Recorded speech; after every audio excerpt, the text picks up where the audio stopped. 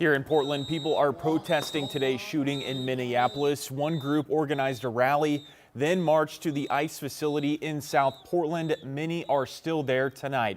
Our Celine Stevens is joining us live now near the facility. Celine, there have been altercations through the evening. What's the latest there? John, so right now it's a pretty, it's still an active scene. We're seeing around 100 or so people here right now at the moment. Definitely less than what we were seeing earlier this afternoon, but again, still an active scene. You may be able to hear the drumming behind me. As we were coming down the hill to this area we're standing at, we saw a plume of gas above the ICE facility. People were still coughing and sneezing. I have a pepper ball right now here in my hand. That's this little orange thing. So it appears multiple things have been being used throughout the evening. But again, I spoke with a lot of people today, and a lot of people are telling me that they are feeling fear after seeing a U.S. citizen being shot by a federal agent, but they still think it's important to come out here and make their voices heard.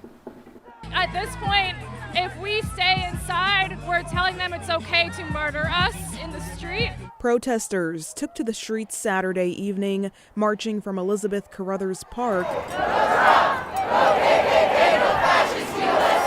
to the Portland ICE facility. It could happen to anyone, community member who does Migros Watch in Portland, people who hand out whistle kits, anybody who stands on a street corner or even dares to film ICE. Protesters speaking out after hearing the news of the death of 37-year-old Alex Preddy, who was shot by federal agents in Minneapolis just weeks after the deadly shooting of Renee Good by an ICE officer. They shot him dead in the street. I'm angry about it, and I don't normally come to these things, but I just thought I need to speak out. I'm a teacher. My students are scared.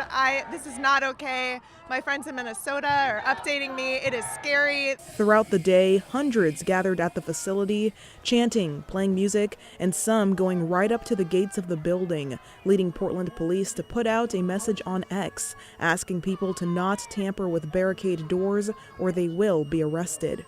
Overall, people are here to fight against a fascist government, and they're not here to hurt anybody else. Walk, don't run, stay together. At one point, federal agents did use tear gas, but that did not deter many. Our voices need to be heard. They might tear gas us tonight, who knows? But people need to come out and speak their minds. This is not okay. The brutality needs to stop. Justice for Alex Preddy. It's not safe to follow the law. It's not safe to legally carry a firearm. It's not safe to peacefully protest and observe. Nothing is safe anymore, so we have to be here.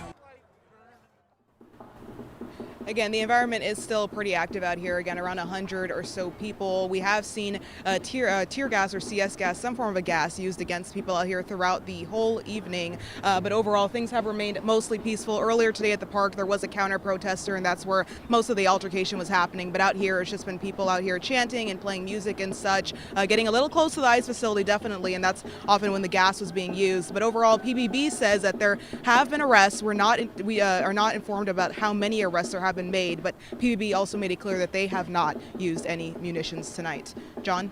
All right, our Celine Stevens live tonight. Celine, we know you were there in the mix when the tear gas was released earlier. Please stay safe out there. Thanks so much for your reporting tonight.